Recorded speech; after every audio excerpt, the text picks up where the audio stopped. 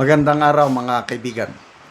Bigyan natin ng reaction opinion itong post ni Dr. Richard and Erica M. Mata.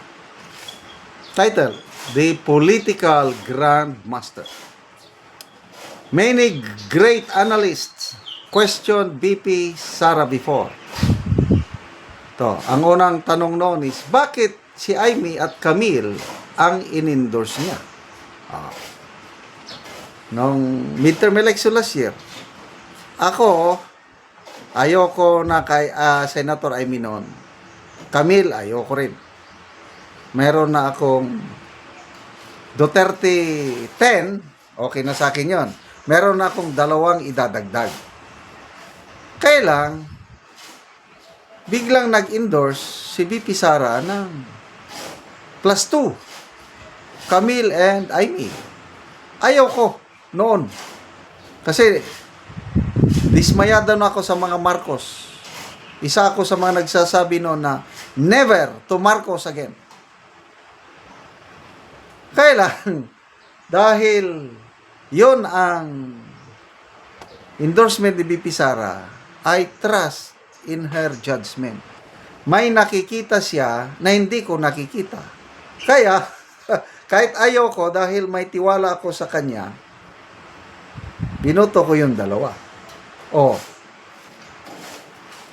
So, yun ang isang hakbang ni BP Sara na ngayon ko lang naiintindihan.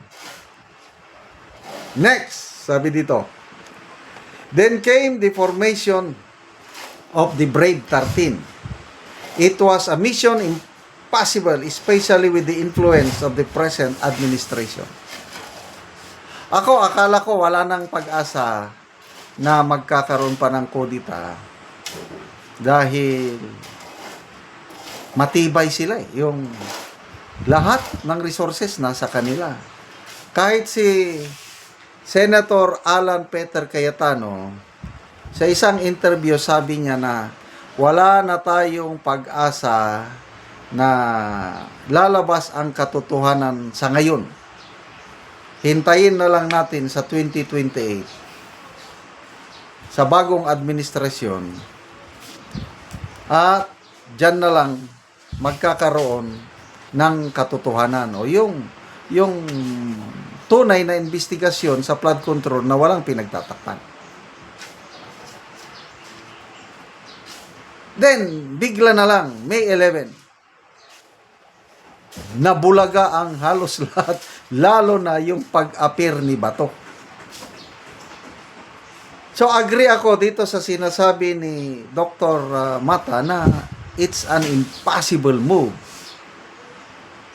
But then, sino ang may kagagawan nun? Ito, ang next statement.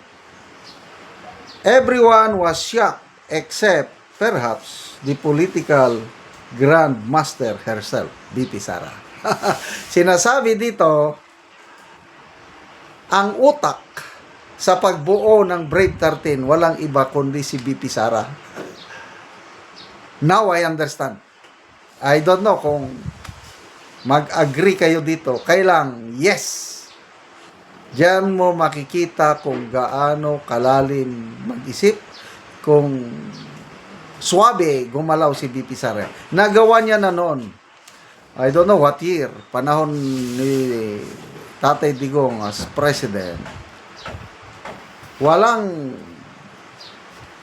nag-akala na pag-open ng session ng after ng break ata, biglang nabulaga ang lahat. Napalitan si Speaker Pantaleon Alvarez. At ang naiupong speaker ay si dating President Gloria Macapagal-Arroyo. Sino ang gumalaw? Ang political, anong tawag ito? Grandmaster herself, BP Sara. Kaya, galing. Si Senator Bato, delikado ang kalagayan niya. So, sino ang nag-convince sa kanya na lumabas ka dyan, punta ka doon? it was somebody na yung loyalty ni Senator Bato is beyond question. Ang napag-alaman ko nung mayor si Inday Sara sa Davao, it was her, siya as mayor, ang kumuha kay Bato, ginawang Davao City Police Director. Yun ang pagkakalam ko. Kaya ang talagang dikit na dikit si Mayor Inday Sara at saka si then Colonel Bato. Kaya itong si Bato, bigla na lang lumabas sa kanyang lungga, despite the risk involved sa kanya, is hindi niya mahindian si BP Inday Sara. Ang mahusay na chess player, ilang moves ahead na mag-isip bago pa maintindihan ng iba kung papaano mabuo ang buong laro. Ang ganda naman ng pagkasulat nito. Okay, basa tayo sa mga comments.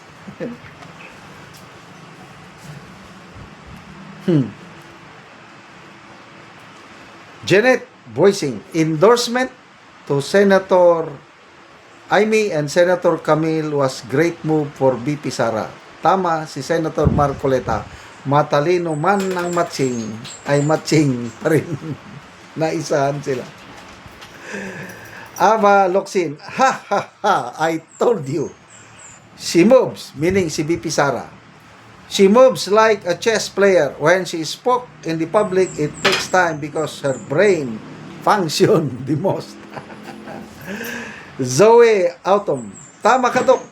Dili man tayo techi. Si BP Inday Sara, hindi techi dahil hindi marunong gumamit ng laptop. Pero, when it comes to technicality and on the ground moves dyan, ang expertise niya. Now we see the alignment for BP to become the next president of the Philippines. Ang galing. Carmelita Balauitan, most of the 13 senators have an issue regarding flood controls. Chess gambit is a move to lure King's defense. Salamat! The political chess grandmaster BP Sara, utak sa Brave 13. Salamat mga kaibigan sa inyong pagsubaybay sa channel na ito. Nakakatulong kayo ng malaki sa tribong talandig ng Bukidnon dahil ang sweldo natin sa channel na ito is pantulong po sa tribo.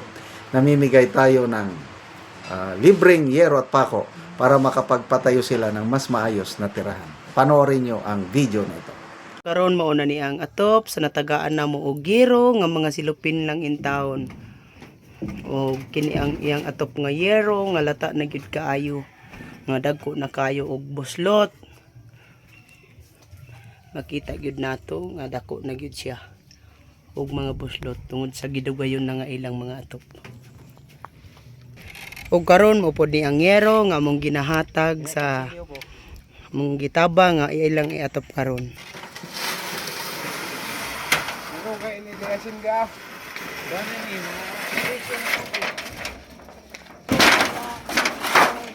balon dai dini.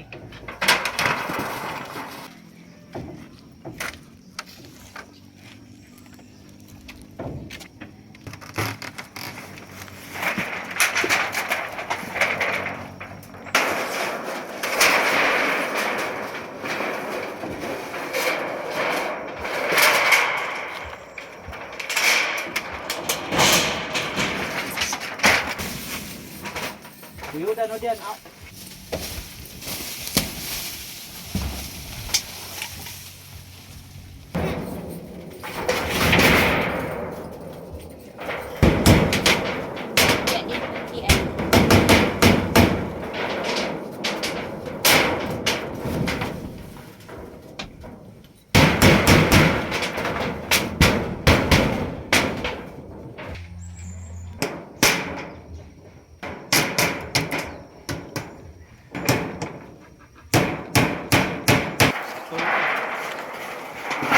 ug karon naman na gyud sa pag-atop ang among ginatapang nga yero. So na pulihan na gyud tong ilang mga atop ganina. Sa naghatag og sin og salamat pod sa Ginoo nga dili na sad mi maulanan kay natagaan nami og sin. Oh, so pila na dayto ka tuig ang inyong atop nga gaulanan na og mga buslot na? 13 na ka tuig ang among atop. So 13 na ka tuig. So dugay na gyud. Oo. Oo. So salamat kaayo. Salamat sad